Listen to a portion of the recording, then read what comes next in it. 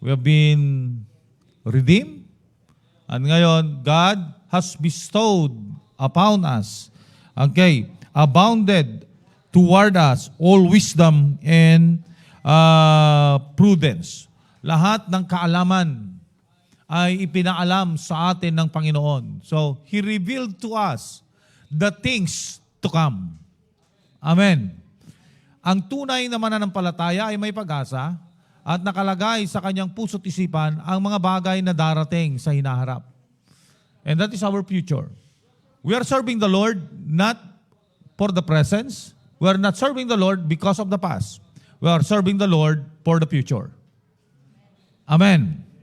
And that's the one, sabi niya rito, maliwanag yung sinabi niya rito sa verse 8. Sabi niya rito, sa 8 ba yung binasa mo, sister? Okay, sabi niya rito, 8. Na ipinadaman niya sa atin, binigyan niya tayo ng karunungan at kabatiran, kaalaman. Ano yung binigay niya rito? Upang lubos nating maunawaan ang kanyang lihim na panukala na isa sa kakatuparan sa pamamagitan ni Kristo Jesus pagdating ng takdang panahon. And this is yung lihim na sinasabi. Ito po yung tinatawag na the fullness of the Gentile. Hindi po ito nakita ng mga prophets. Hindi po ito nakita ng mga propeta. Dahil nakatuon ang mga propeta doon po, upward. Hindi nakita nila yung fullness of the Gentiles. They didn't say that the Jew will reject the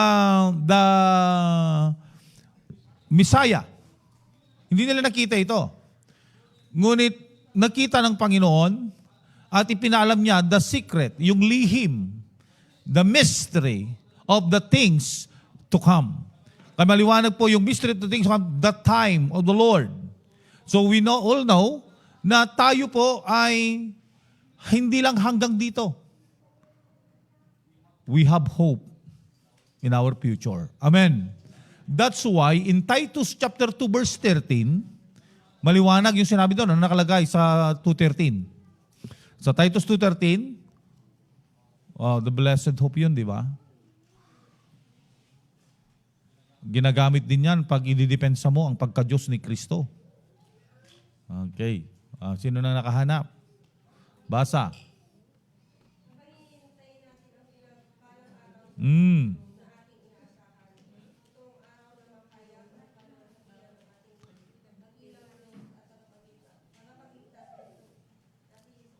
Ano yung hinihintay?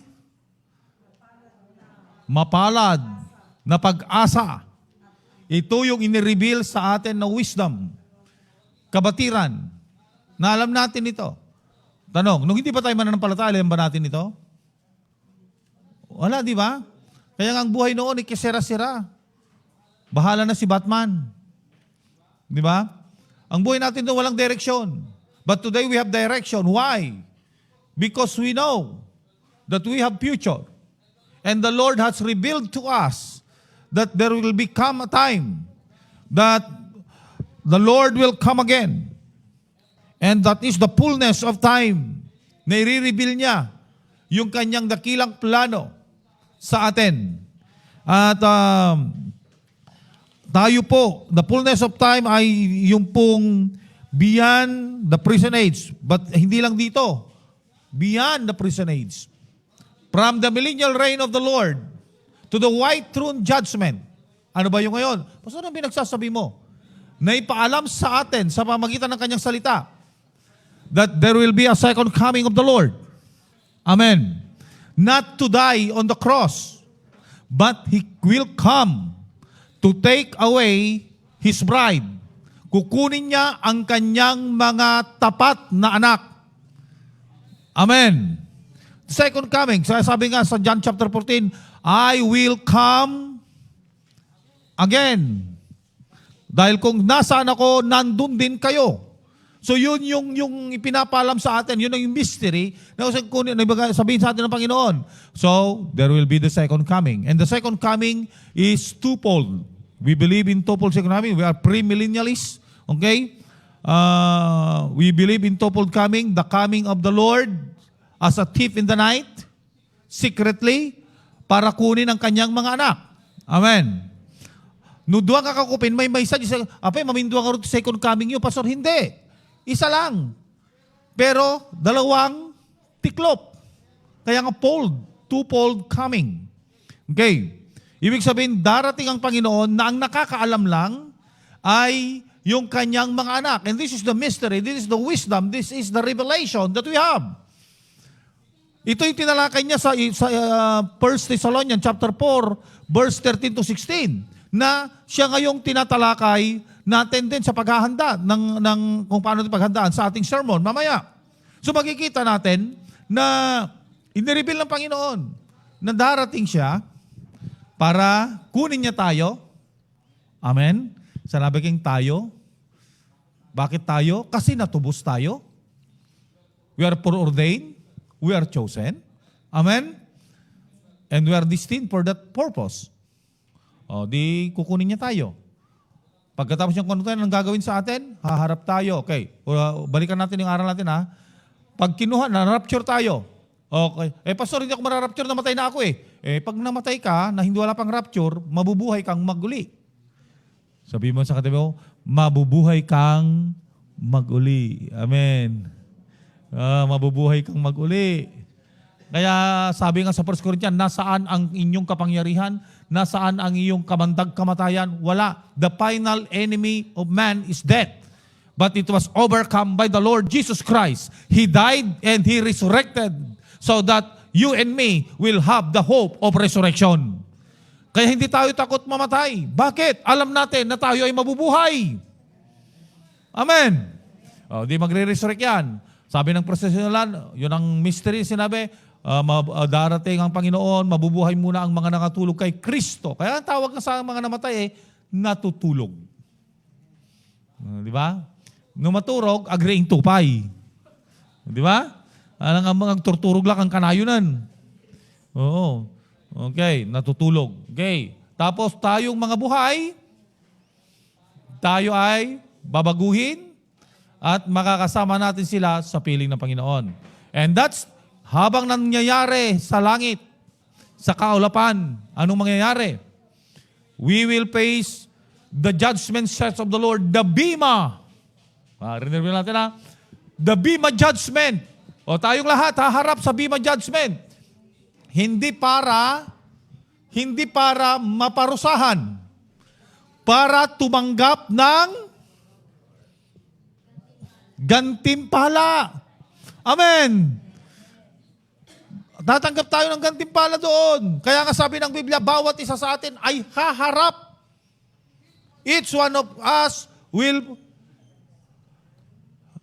stand at the judgment seat of the Lord. No one can judge you. Kaya nga doon sa Romans chapter 14, yun ang tinalakay, na huwag kayong maghusgahan, tanggapin ninyo ang mga mahihina. Kasi bawat isa sa atin ay haharap sa hukuman ni Kristo. Maridayo ti Apo. Amen. And the basis of the judgment is your motivation, how you do the work. Okay. Nasa 1 Corinthians chapter 3, verse 10 to 16. Nandun yun. Na sinabi niya na pag ang ginawa mo ay ginawa mo ito para sa kapurihan ng Panginoon. Halimbawa, nandito ka sa church, hindi dahil kay sister, nandito ka para sa Panginoon, you will be rewarded. Amen. Kaya pag nagbibigay ka ng iyong handog, ginagawa mo ito hindi dahil gusto mo lang gawin. Ginagawa mo ito dahil gusto mong sumunod sa utos ng Panginoon at papurihan ng Panginoon, then so be it. You will be rewarded. Amen. Humahayo kayo. Humahayo tayo. Yung mga nasa mission, mga women, na humahayo, pumupunta sa laod. Anya magungunatay di jay. Di magungunatayo, dagi may salakan. Maridaw ti Apo. Amen. Kaya dagi nga may salakan, adda kay batugan na, ngagunguna, no sumangot ito, ijay sa kaanan ni Kristo. At habang nangyayari yon, dito sa baba, mayroong tinatawag na yung mga naiwan, yung mga hindi sumampalataya, especially karamihan doon mga Hudyo, kasi ang hinihintay nila ay yung muling pagbabalik ng Panginoon, ay yung pagdating ng Misaya, yung panipanalangin nila, they will suffer the great, great tribulation. And that is the rise of the Antichrist na sinasabi ng Antikristo. Doon na po, okay, sa 7 years of tribulation. And after that, the second pole of the second coming, the revelation coming of the Lord, na nasa Acts chapter 1 verse 11, na makikita ng lahat ng mga mata. Sinabi niya doon, di ba? And that is the second coming of the Lord. Kasama niya na ang kanyang mga anak. At bakit siya pupunta? To reign in 1,000 years, that is now the so-called millennium, millennial reign of the Lord. And after that millennial reign, there will be the so-called battle, the final battle, and the renovation of the earth, written in 2 Peter chapter 3, verse 8 to 10. Yung renovation ng earth through fire, sa pamamagitan ng apoy. Mababasa yan sa 3:8. Hindi ako nagsabi nun, 2 Peter chapter 3 verse 8 to 10. And then after that, the white throne judgment. Ang white throne judgment ay hindi para sa mga righteous, para ito sa mga wicked. Madja-judge na sila dahil sa kanilang mga ginawang kasalanan, and they will be thrown to the lake of fire. Okay, so the fullness, and we will be one in the throne of God. At tayo, sana tayo naroon. It was revealed in Revelations chapter 22 verse 3. Pakibasa nga po. Ganda mo sa inyo 22 verse 3. Anong sabi? Yan yung in-reveal sa atin ng Panginoon. Yan yung pag-asa natin. Nga uray pa'y adu nagiti kapadasan, uray pa'y nagiti grigat tayo iti panagserbi. We are motivated. Amen. Why? Revelations chapter 22 verse 3. Sino tinakasarakan?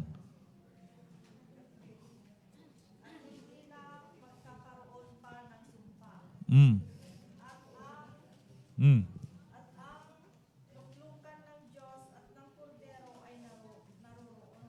Mm. At siya'y paglilingkuran ng kanyang mga alipin. Mm. Hanggang siya. Sige, sunod mo.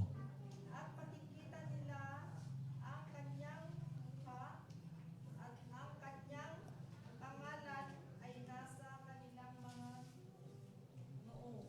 Praise the Lord. Okay, sige, tuloy mo. At hindi na magkakaroon pa ng gabi. Oh. Sila'y hindi mangangailangan ng liwanag ng kawan, ni ang liwanag Nang, ng araw. oh. Sapagkat diliwanagan sila ng Panginoong Diyos at sila'y maghahari magpakailanman. Kailanman. Okay, praise the Lord. And that is the revelation, the things to come. Amen? At gusto nyo kanta tayo di Ilocano, di himno niya? Di kanta tayo di Ilocano, di adda na imbag nga daga. Adda na imbag nga daga. Nasaysaya at ngam ditoy, daytoy ayan isot gloria, na iduma itiran yag na, awan ni jay tila dingit. Kaya di ba? Napay ko na niya. When no kita anarugi, panagsisi na awan met, no dilaeng, diragsak analabes. Dabi ko na nandikat. Awan dakes nga ang angin. At nagayam dakes nga ang angin niya. Nalaing mo dyan ang kumpos na niya nga kanta. Katawa ka dyan di magkukunda mo. Awan dakes nga ang angin. Mamarigat ti agtaeng. Iso nga dalang nga ron nalagip ko nga pamahiin da iti babakot iti. Jay Locos, hindi ko namin nga maikiring. Di maikiring ka. Ang kasta-kasta ka. Ang kasta-kasta, ito ka may kiring ka. Diyan ay maanginan ka kano. Gagkasjay kan. Pamati na iti babakot na jay. Narinig ko yun, yung may kiring ka. Ang kasya-kasya ka muna. Ito kan may dakas nga makaanginan ka ti dakas ang angin. So kayang madakas nga ang angin. Okay. Pero ang katotohanan doon, sabi niya, hindi pa nga kantanda na yung bagadaga, di da masapulon ti init ko na. Ngamin, kinadayag ti Diyos, iti mangranyag. Manita, ada kanya pa yung jay to glorian sana jay. Jay to gloria, kanana. Di pa na. Di pa na. Okay, so that is the revelation that we have. So nga kunadakat ko, ang sabi nila ng mga Kristiyano daw na talagang very faithful sa Panginoon at pinaniniwalaan at pinagribila at ibinigyan ng wisdom, ng kapahayagan ng Panginoon sa kanyang future because we know who holds our future. Kaya nga po, hindi tayo natatakot. Magaling po yung nag-compose ng Because He Lives. Because He lives, I can face tomorrow. Because He lives, all fears gone. Wala nang takot. Oo, kaya huwag kayong matakot. Di ba? O sa Ryan J, huwag kang matakot. Natatakot si Ryan J na makalbo. Oo, kasi numinipis yung book niya, huwag kang matakot. Kasi walang takot, tumayon ka na kay Kristo. At huwag ka rin, hindi man tayo takot mamatay. Ayaw pa lang natin na ngayon, di ba? Bakit tayo matatakot mamatay? Alam naman natin na pag namatay tayo, alam naman natin ating patutunguhan. And that's the assurance that we have. Amen. Kaya pagtatanungin kayo, ang tanong ka na, sigurado na ba kayo sa inyong kaligtasan? Sigurado ka bang pumunta sa langit? Sagot mo ka, yes! Kuna mo na. Amen. Huwag nyo gayahin yung mga nakakurbata. Are you sure that you will, of your salvation? No. Bakit ka pa nag-preach? Hindi ka pala sigurado. Di ba? Bakit ka pa nandito? Hindi ka pala sigurado sa kaligtasan mo. Inireveal lang ng Panginoon your future. Kanyakat ko, yakam mo naman titawan ko pa yung agbyag. Nga may salat amok. Iti Job chapter 14 verse 5. Tamok. Naituding tel daw ti panagbyag ko. Naituding. Asawan? He holds my future Siyang may hawak ng buhay natin. That is the revelation that we have. We will be in one sa isang luklukan sa trono ng Diyos. Magpupuri tayo. Mga kaibigan natin naman na kaibigan natin na mga GW. Kanya dalaang kanukot ko at may salakan laang kat 144,000 laang ti para langit. Kasanon nga yung Brother Ideboy nangasalig yung 144,000. Sikat may ka 144,000 001. Nyamutan, di laki din nakaabutan. Okay? Nukas jayan. Hindi na mababasaan ti Bibliada. Naglawag di Revelations chapter 7 kan chapter 14. Imbaga na igpaiso yung 144,000. Ngamdagi jay sanda nga para langit. Mangas kasabada dito daga during the tribulation time. Nga di na nakita di sumarsurno. Umariwakwak nga naggapo. Itinaduma-duma nga nasyon. Basit kendakkel. Agday-dayaw ti sangwanan ti trono. Amen. And that is revealed in Revelation chapter 22 verse 3. So tama yung awit natin, yung isa sa paborito namin sa family namin na awit pag devotion. Hallelujah, hallelujah, hallelujah to the Lamb. Hallelujah, hallelujah. By the blood of Christ we stand. Anong susunod? Every tribe, every tongue, every people, every land, giving glory, giving honor, praise unto the Lamb of God. Kailan mangyayari yung kantang yon? Revelations 22 to verse 3. And that was revealed to us. Kanino lang ipinaalam? Sa mga pinili, sa mga itinalaga, sa mga tinubos. Sino yon? Oh, ako yun. Ikaw yun. Purihin po ang Panginoon. Amen? And that is the blessing that we have. Kaya hindi tayo tumitigil sa paglilingkod. Naragsak tagbiag ng Kristiyano. Ginawin natin. Nagragsakan tiag Kristiyano. Yes, true. Ngam realidad tibiyag. Narigat mo tag Kristiyano. Naragsak tag-Kristiyano, nalaka tag-Kristiyano, ngam narigat mo tag-Kristiyano. Kasano nga di, Pastor? Laman? Nung Kristiyano ka, pakawanam dahil kagurguram, Nalaka?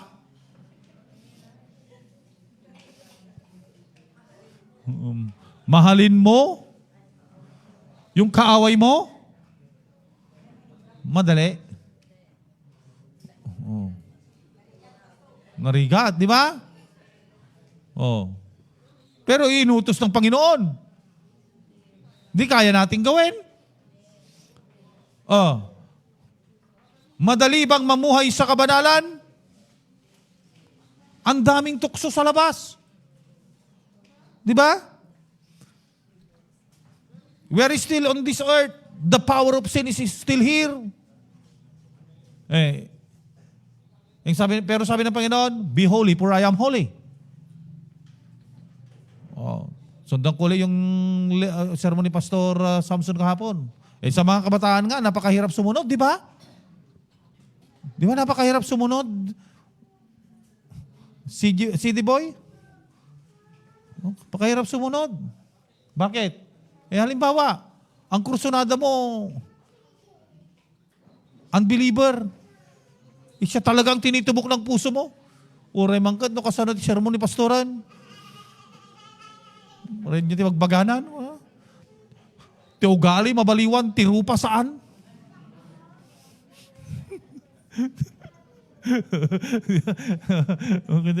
Basta ko na. Guyudag ton ko na. Nyangay. Iso, naguyod. Tati prinsipyo na, jay ugali mabaliwan, jay rupa saan? Damat half-truth na. Nga mamuyo ka din, no, tibay sa kanamatik at agpamati kini Apo Diyos, pumintas. Kita man takaabay mo, no napintas kin gimuapon. Di ba? Ganun lang yun. Do not equally yoke to unbeliever. Nyangay. Panalakamot, kalaban mo timosyon, pag tumibok ang puso, wala ka nang magagawa kundi sundin ito. Diba? Dito pa'y Bible School, siyak tupay ka napadasak mo, tinadusa, itiba. Isang kunami ka niya mo dito Bible Schoolan, ti kunan na ti lintag, agmula ka ti ayat ti apitam. Nagmula ak ti ayat, tinaapit ko, agkali ti abot. Oo. Bawal pang manligaw niligawan ko kagad si Pastora. Bawal pang manligaw. Ito naman si Pastora, mahal niya rin pala ako, sinumbong pa. Kaya't na malagayam, yung pulong nakpay. Nagkaliak tuloy ti abot. 6 feet deep, 6 feet wide. Di ba? Tapos nakampus ka ng isang semester. Ay, grabe. So, makikita natin na mahirap sumunod. Narigat tag Kristiyano. Mahirap maging Kristiyano, challenging, pero ano ang nagpapalakas sa atin? Ano ang nagtuudyok sa atin? Why we keep on going and going? Because of the wisdom that God has given us. Because of the revelation that God has given us. That soon and very soon, all our toils, all our hardship will be rewarded at the throne of Christ. Amen. Amen. So, di ba napakagandang kayamanan natin yan? Iso ko nagdamaw po pa, kabsat. Adayon, tinataray mo. Basitan, titarayam. No ni Brother Dante, puraw amin ang nga buok na, nabaybayagan agserserbi kini Apo Dios, sala na mapanunot, itagsanod, adayon tinataray na, basit laangan jay tarayon na, simbardang, hala nga simbardang, kaya natagsubli, narigriga. The point is, kakabsat, nagserbi tayon kini Apo Dios. Amen? Nabayag tayon nagserserbi. Nakaanos tayo idi. Hantay ka di nga makaanos sa tatan. Amen? Nagrigat tayon, tinapalabas. Adon nagdi kapadasan nga nagdalanan tayo. ket amin kadagita nga kapadasan, napagbaligyan tayo. Ikaw ay ikaw ngayon dahil sa kapangyarihan ni Kristo. Nagtagumpay ka, kaya ka nandito. Tapos, kunting pagsubok lang, wala ka lang pangligong isang galong na mineral water. Oo. Atras ka na. Ang mahal naman ng panligo nyo rito. 25. 30 pesos. Opo. Dito kasi sa San Miguel, mahirap ang tubig. Pero, ang mga pinanliligo nila dahil mahirap ang tubig, binibili sa water station. Mineral water. Saan ka pa? Diba? Oh. Pero masakit sa bulsa. Nakapagtiis tayo nung isang taon, hindi naman tayo pinabayaan ng Diyos. Bakit hindi ka makapagtiis ngayon? Mamaya uulan na naman. Murin pong Panginoon. Amen? So, huwag tayong malungkot. Yung mga love song nung una may awit na mga awit ni Imelda Papa, yung mga may bukas pa sa iyong buhay. Di ba? Hindi na pinapatugtog yun sa mga radyo, sa patay na lang pinapatugtog.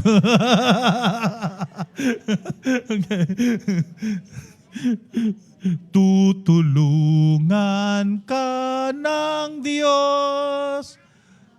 Lalang, di ba? Ang ganda ng kami yun. Ang iyong pagdaramdam, idalangin mo sa may lalang na sa puso mo.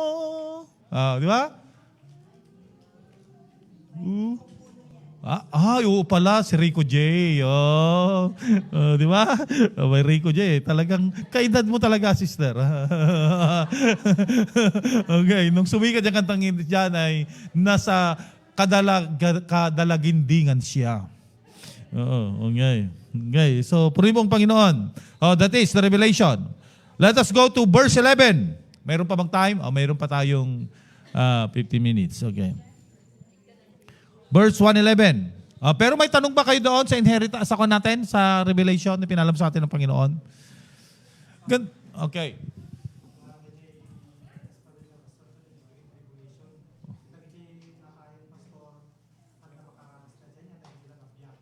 One. Tanagungar dagi din. One judgment to Ryan da. Okay. Ore man nagbasol imununan. One. Dagi diyan man nagbasol nga na tayo, nagsagsaga ba dan? Dagi diyan namati nga naturugan, mabimbindisyon ang damatan. Amen? Amen.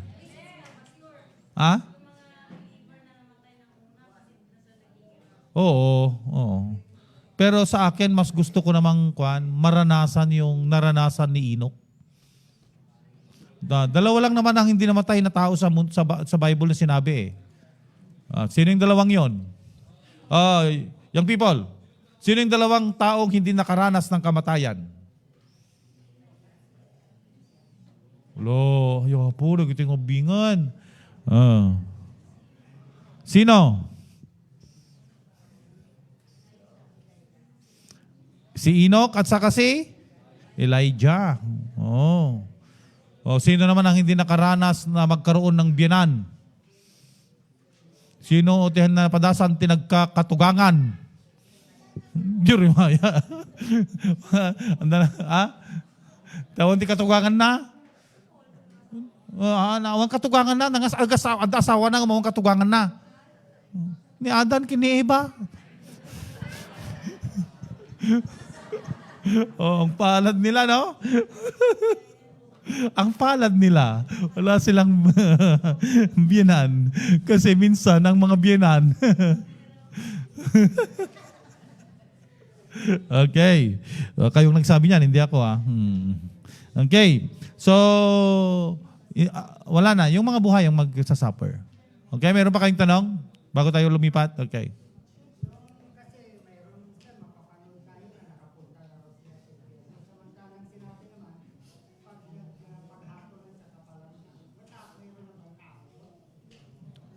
May mga testimony na ganon.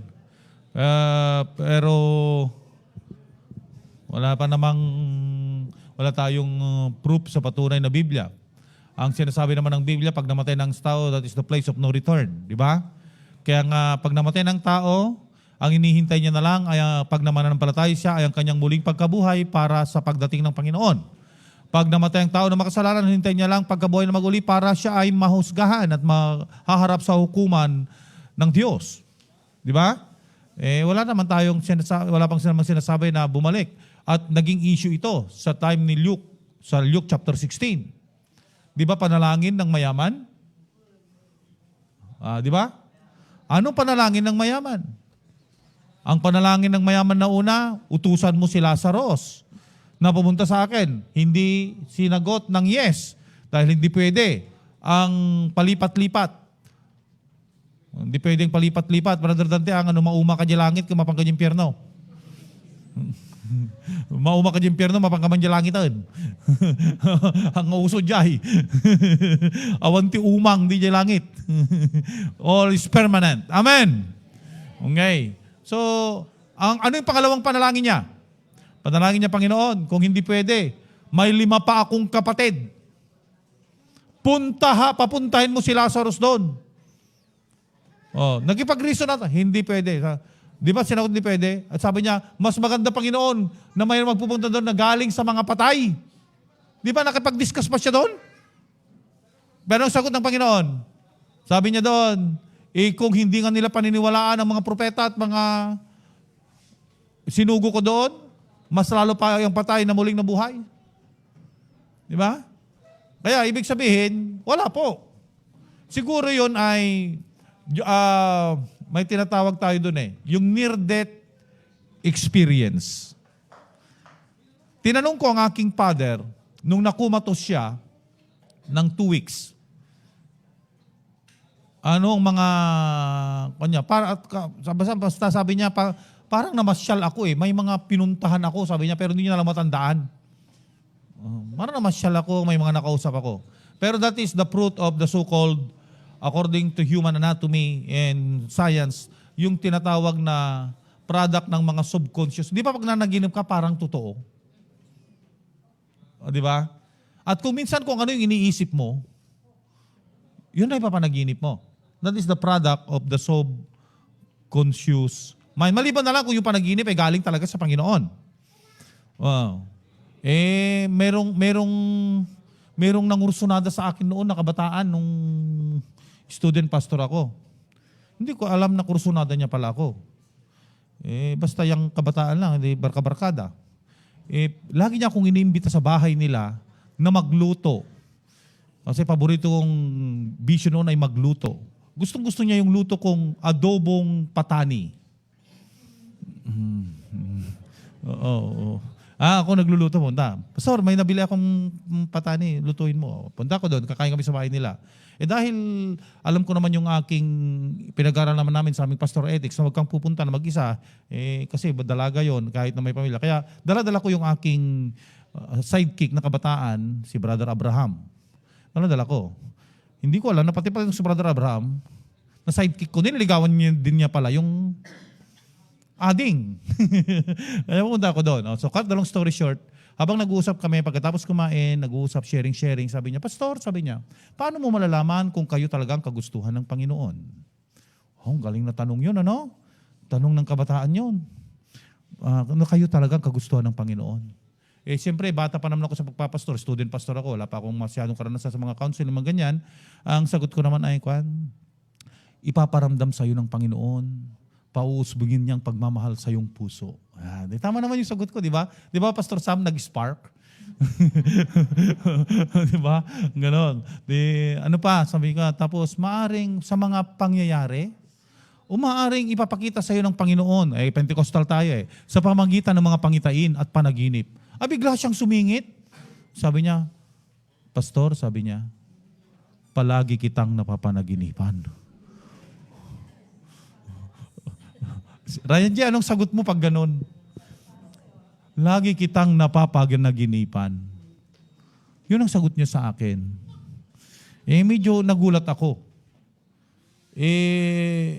kamukha pa naman ng kapatid ko na babae. Nakita niyo yung kapatid kong babae? Napakaganda, di ba?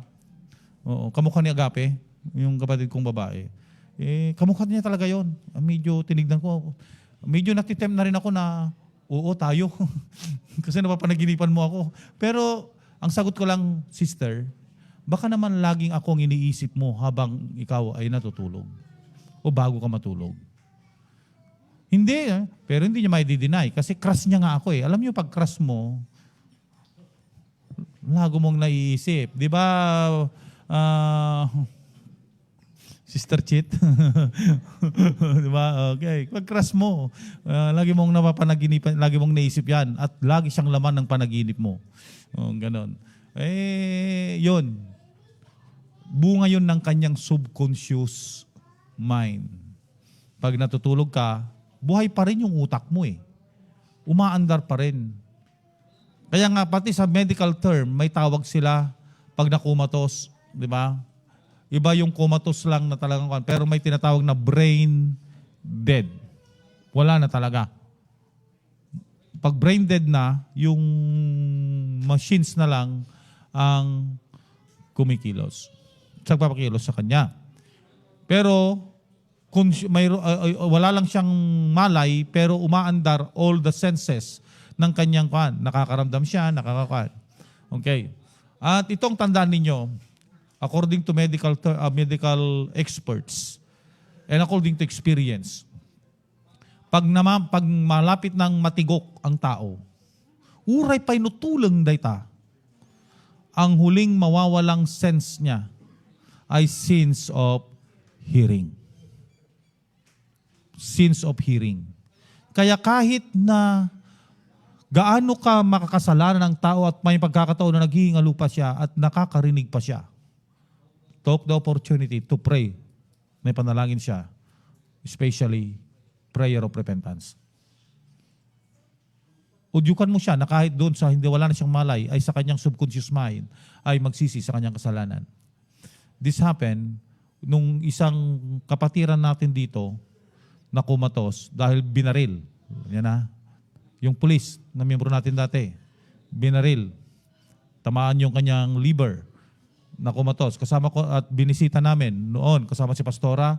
Kasabay pa namin si Sir Samson at saka si Kumaring Heidi. Punta kami, sabay-sabay kami doon. And after we pray, doon nakabantay mga doctors, pinag-pray namin. Then nagpunta kami sa labas, nag-usap-usap. Mamaya konti, mga ilang minuto, nagtatakbuhan na mga medical staff. Ibig sabihin, emergency na. At ang takbo ay doon mismo sa kwarto. At nang pumunta na kami, sinabi na inaalis na yung mga aparatos. At ang sabi ng doktor, sabi niya, kausapin nyo, naririnig pa rin niya kayo. But it was declared to the lady na dead. Naririnig pa niya kayo. So, siyempre yung asawa, yung mga anak, Tata, Papa, lumaban ka! Natural na yung, lumaban ka, wag kang, ngayon, yun yung, siyempre, kasi Madam Miriam, kasi mo tayo, ibaga mo, lumaban ka, bumangon ka. Kasi jadi, it is that natural. Ako, lumapit din ako sa kabilang gilid ng tainga at sabi ko, brother, commit your life to the Lord. Yun lang binulong ko. At nung naibulong ko yon, may luha na tumulo mula sa kanyang mga mata. Ijay Ilocano, at dalawa nga nagarimayang manipod ijay mata na. Meaning to say, he heard what I said. Ang lesson is, ganun yun. Ano ba yung tanong kanina? Bakit napunta yun doon?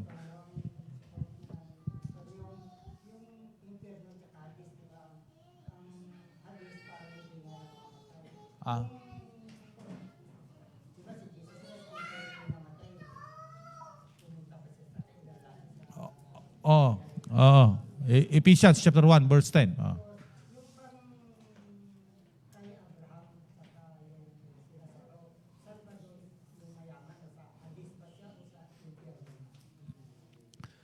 Ang sabi na sa Hades.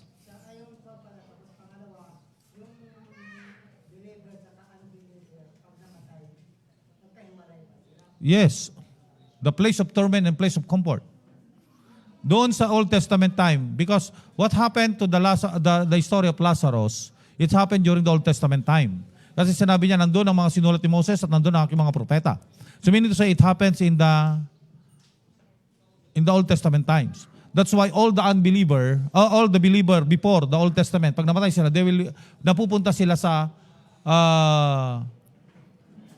Hades. At sa Hades, ang sinasabi doon ay the place of torment and place of comfort. Kaya wag tayong malilito sa sinasabi doon sa Old Testament na kinuha ako ng Sheol. Because Sheol sa kanila during the time in the Old Testament, Sheol is death.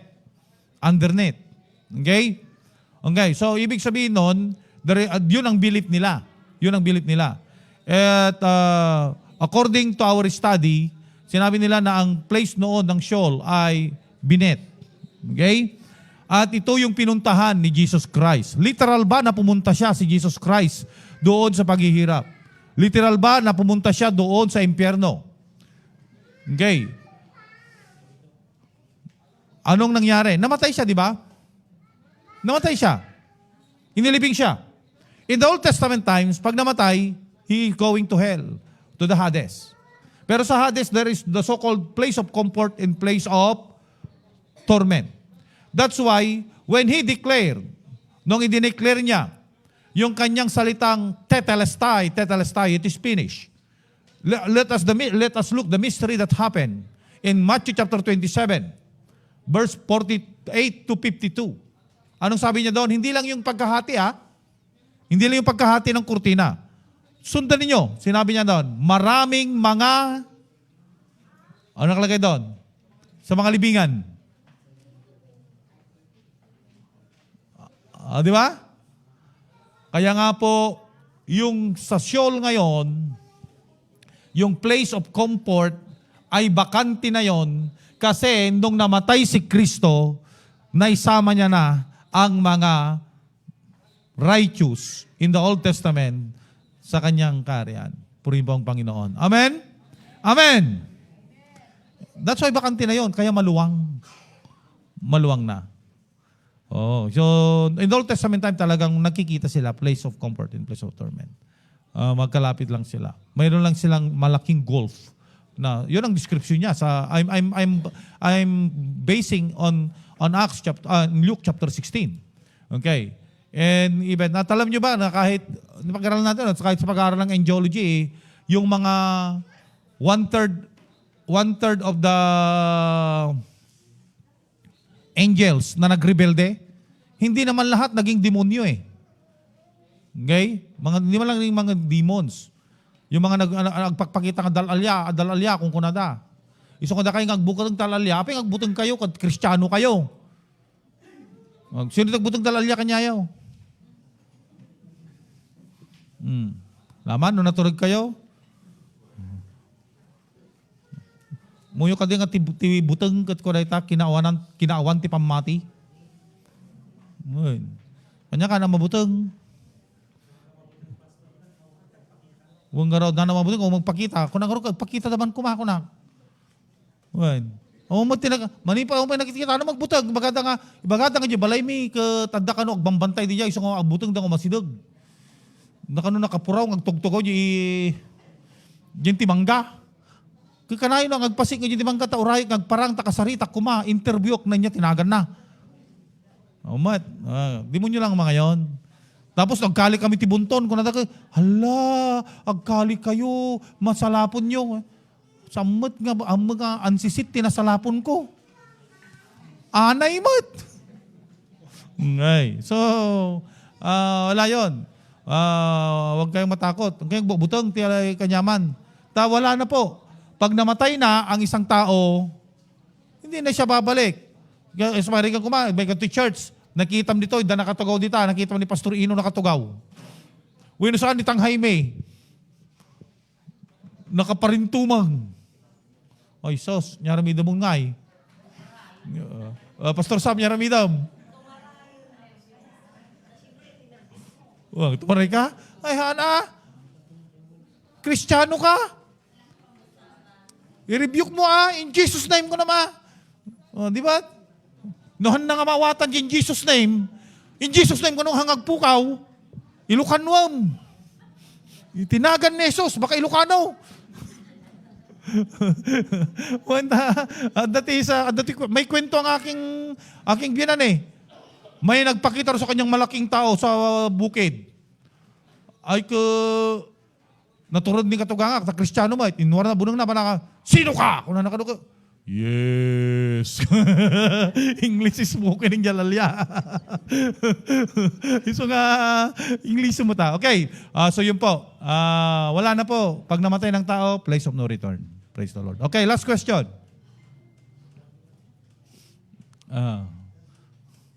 May tanong pa kayo? Tagalangit tayo, amen? So nga mo may bagbagaan, grigrigat ka, pastor. Bakit sa lusod niya, pastor? Mabaling ka din nga mangisaldaak, tawid ko di langit.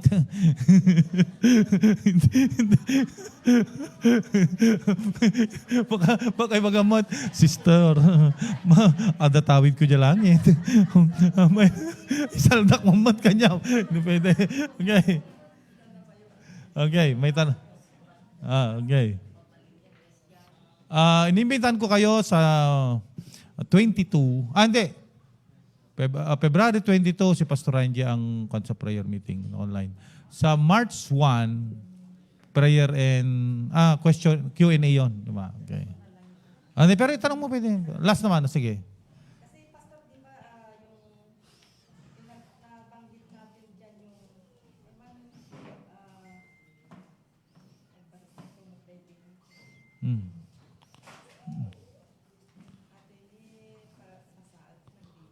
Oo. Ano nga verse? Galatians 5, Galatians 5:21. At yung pagkariyan dito sa mga 5:21. Ay, hindi siya pa yung life verse ko. Apapal pa nagbarbartag, pa nagragragsak, naglablabos, tinakasura dita. Kanamin kung masasping na gito, iko na na. Kaya di danto, tawidon, ti pagarian ti Diyos.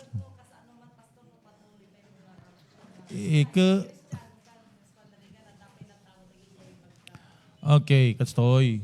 No Kristiyano ka, nga talaga, balbaliwan na ka ni Apo Diyos. Daman bisyom, kat sa mga gulpi nga ikat, little by little, day by day, little by little, day by day, Jesus is changing me. Di ba? Balbaliwan na ka ti Apo. Isong ibagana nga, hanggang kami nga may kat, ibagana nga namati, I doubt. Kung natin Biblia kami, ang sabi ng Bible, if anyone is in Christ, he is a new creation. Old thing pass away. Behold, they become new. Kaya mabalbaliwan na. May testimony ako, hindi naman lahat kaagad na alis. Yung chapter 21, verse 21, panagbarbartek, naikat nga sigida. Anya ti kasasping di panagbarbartek kanya. Sigarilyo, marijuana, naikat nga sigida dagi jay. Ngam sa mga naikat nga sigida, iti panagragragsak nga glablabas. Takapay, ti kaudyan nga naikat kanya, dajay makun ko na nga umigam ti sikat. Panagsala, di ba? May I dance with you, ading kung ano mo diya ka, sincerely manong. Di ba? Nabatas mo nakibaili niya, mapam mo. At di ba kita dumay di ka, one sinawanan, mapandalat ta dyan ti, sangwanan ti babae ka, automatic, tumakder mo dyan babaen. Kanya ka talaga mang ipalubos ko, may I dance with you, ding. Yes, manong. Wala na. Kaya nagsala kami na hanga kasta. Kanyak pa hindi nagsala, kasta ka talaga. Ngamin, nukas jay ngamin, makaibat. Sabi may nakasjay, di ba? Sino lang sa nagsala? Nakakasta. Kuna na mo dyan babae. Nakakasta. Kuna naman. Di ba? Yun ang huling naalis sa akin. Tapos, yung pastor ko hindi niya kasi tinuturo. Hindi niya tinuturo sa akin na wala siyang tinuturo, wala siyang sinasabing bawal ba? Hindi niya tinuturo sa akin noon. Hinahayaan niya na ako ang makaalam. Nataon pa naman. Kaya nga, thank you, Babes. Babes ang pangalan niya sa Facebook.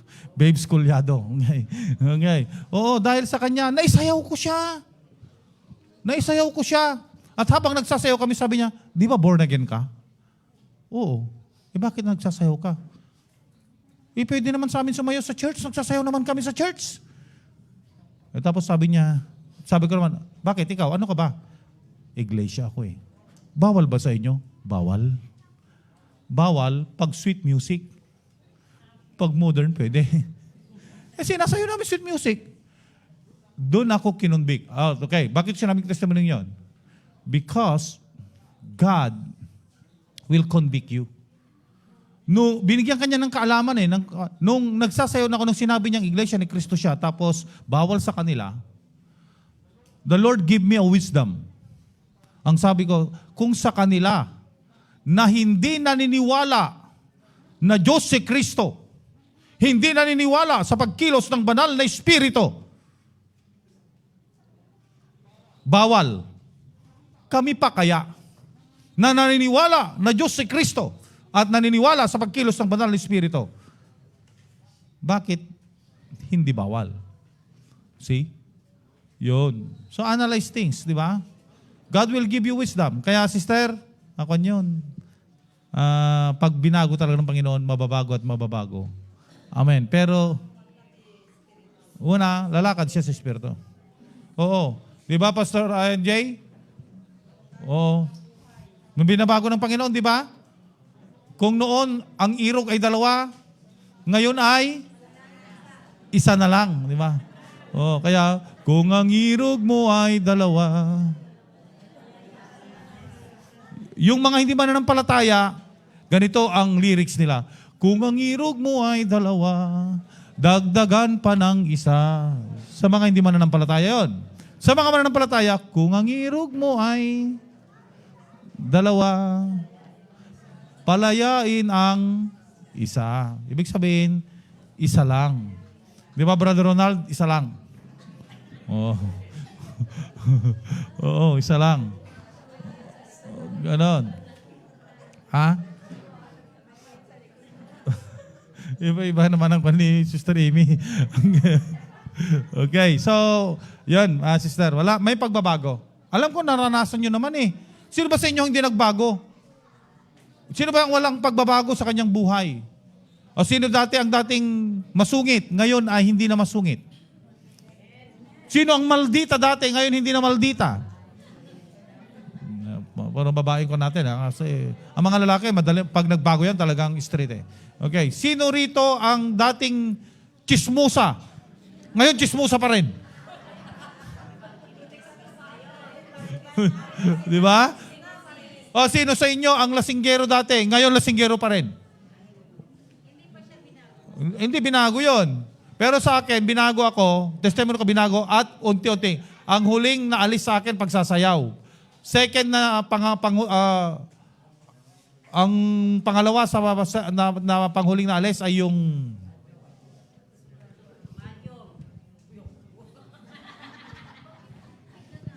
no, di ba? Ayun, yung sugal at kanyo ang huling na alis sa akin. At mga ugali, unti-unti kang binabago ng Panginoon. Nahahalata nyo naman yan eh. Amen? Kasi changes happen in your life when you receive the Lord. Idihan nyo mo ti umisam. Dagita prupa yun nakasipsip ngot. Amen. Kung nohang ka lang nga namati, di pa nohang ka nga namati nga talaga, agrab yun doon na kakot. Sigurado ang amoy palubos, di ba? Pero dahil mananampalataya ka, you will think positive. Okay. Parahin po Panginoon. Amen? Oh, last na. Last 2 minutes. Okay. Last 2 minutes. Okay.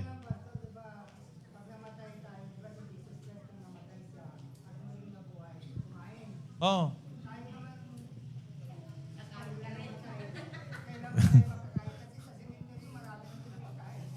Hindi. Okay. Hindi. Okay.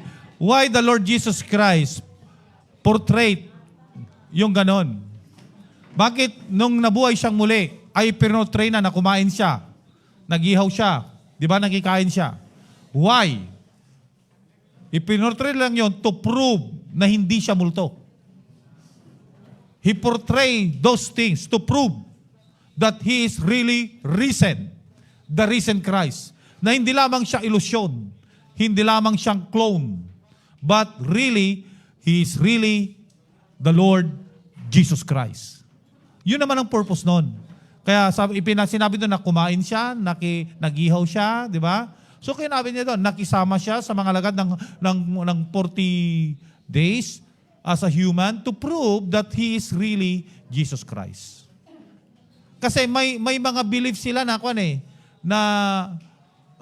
may belief noon na si Jesus Christ, pinalabas ito ng mga Pariseo at mga Sadosyo na hindi naniniwala sa resurrection.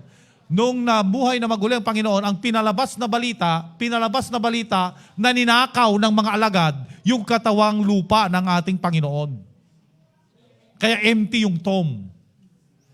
That's why, to prove that He is really risen, nagpakita siya sa marami for 40 days. At ginawa niya yung dati niyang ginagawa so that He can be identified really as Christ, not the impostor. Amen. Amen. So, ganun talaga yun. So, Pastor, pag namatay ba tayo kakain? Hindi ko alam. Siguro ganito na lang. Ay, doon na yun. Doon na yun, sa future. Pag narating na natin, doon na natin matitikman kung ano talaga yung bunga ng puno doon. Literal ba talaga? Basta ang importante, makapunta tayo doon. Revelations chapter 21 and 22. Pag tatanong niya ko, literal ba yan? I will answer, yes. Maybe it's literal, maybe it's symbolical, figurative. Why? Isa lang po ang rason kung bakit ipinakita yung Revelation 21 and 22. To show the glory of the future things to come. Amen? Isungan yung isalsalda na balitok, di pagnan yung balitok, isaldakman na pagdala ng tisakak. Hindi natin alam kung literal o figurative yon. But one thing is for sure. The Bible is teaching us the glory of the things to come. Amen? If you take it literal, praise the Lord. If you take it figurative, praise the Lord. But one thing is the message. Okay, party pa rin ng message to as we close. Party pa rin ng message to. It is a revelation of the things to come. How glorious is our destiny. Amen? Amen. So, dinescribe niya, kasanuyang nga maawatan ti tao, ti description, tinadayag na lugar. Di ba? Paano mo? Pumunta ka lang sa bahay ni Sister Vilma, sabi mo, ang ganda ng bahay ni Sister Vilma, ang laki. Ganito, di ba? Pumunta ka sa bahay ni Jerome, ganda ng bahay nila, ganito. Na-amaze ka na. Pero adapay mo na pimpintas. Mas lalo na yung dinescribe doon sa Revelations 21 and 22. The gate are made of pearl, the streets are made of gold, rubies, and like that. All the precious stones, valuable stones. Sabi natin, literal ba talaga yung Pastor? Maybe yes, maybe no. But one thing, to show the glorious destiny of those who believe in the Lord. Amen. Amen. No one can fathom and describe the glory of the Lord. Amen? Kaya in-explain niya para maintindihan natin. So with that, mayroon pa tayong dalawang kayamanan. Puribong Panginoon. Okay, so apat na. Apat na yon. Ano yung apat? Election? Predestination? Redemption? Revelation. Niling kong tumayo po tayong lahat. Amen. Ang gandang maglingkod sa Panginoon, di ba? So let it be that it will be the great desire of our heart to serve the Lord. Hallelujah. Yes, Jesus. Awitin natin, the greatest thing in all my life is serving you. And let us serve the Lord with all our heart. Because God has revealed to us He give us wisdom. He give us revelation of the things to come. How glorious is the place where we will be staying.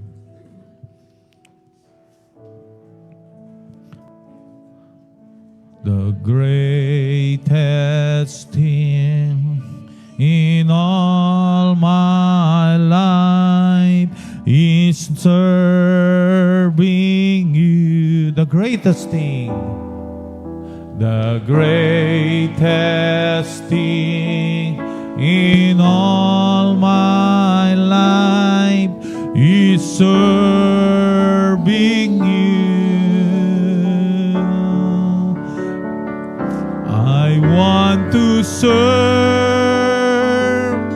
you, Lord.